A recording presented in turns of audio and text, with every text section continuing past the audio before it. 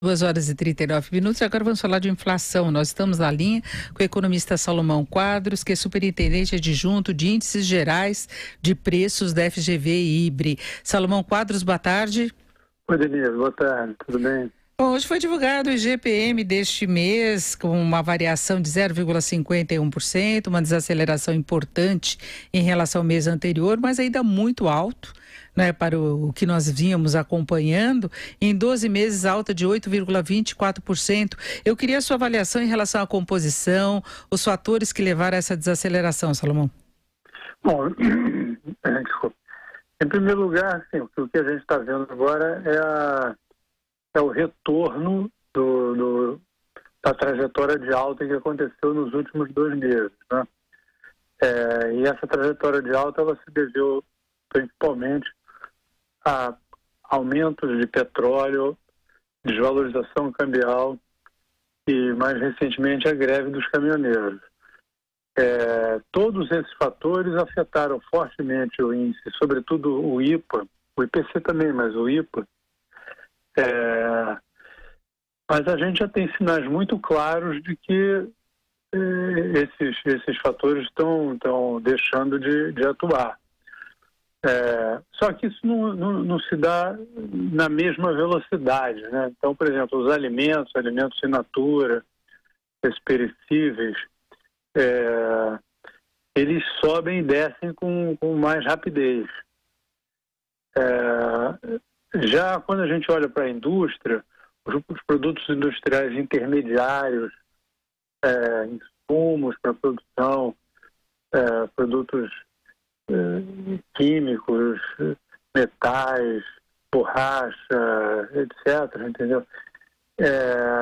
Eles ainda estão com uma certa pressão, vindo aí basicamente do câmbio, aí a coisa do câmbio, e que vai levar um pouco mais de tempo também para diluir.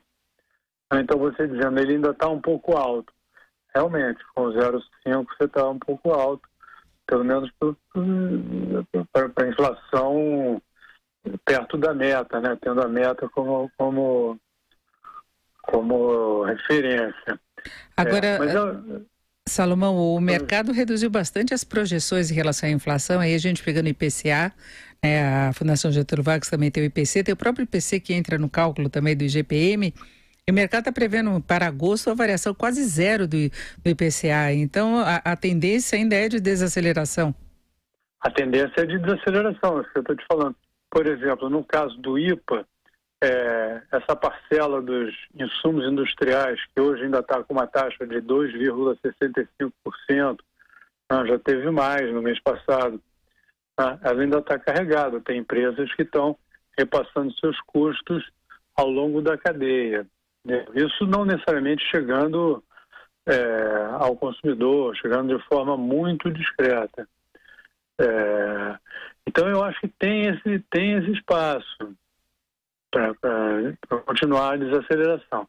A taxa em 12 meses pode ser que ela fique alta ainda, porque depende das taxas do ano passado. Entendeu? A taxa aqui, em agosto do ano passado, nós tivemos uma taxa de 0,10.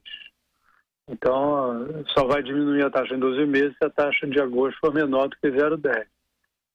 Talvez seja muito, se passar de 0,51 para 0,10 daqui para agosto. Mas eu acho que a trajetória de desaceleração é clara. E inclusive no ano passado a gente teve uma inflação meio que atípica, ela foi muito baixa durante a maior parte do ano, então quando você compara, dá essa diferença, o reflexo mais pesado da greve dos caminhoneiros fez os índices subirem, isso não dá para tirar do cálculo. Então mesmo que haja uma desaceleração, a variação anualizada ainda pode continuar mais alta, né, Salomão? A variação anualizada agora não.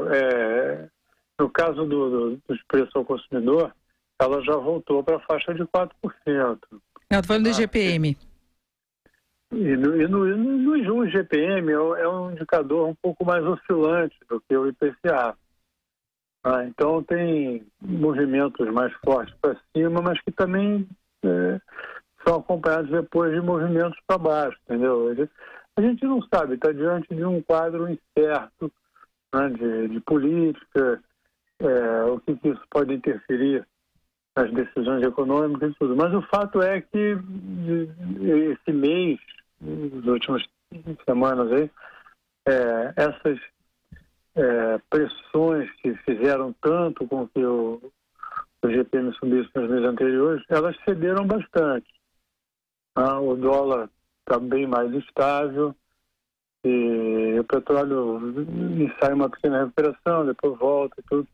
Então um ambiente um pouquinho diferente, o que favorece um pouco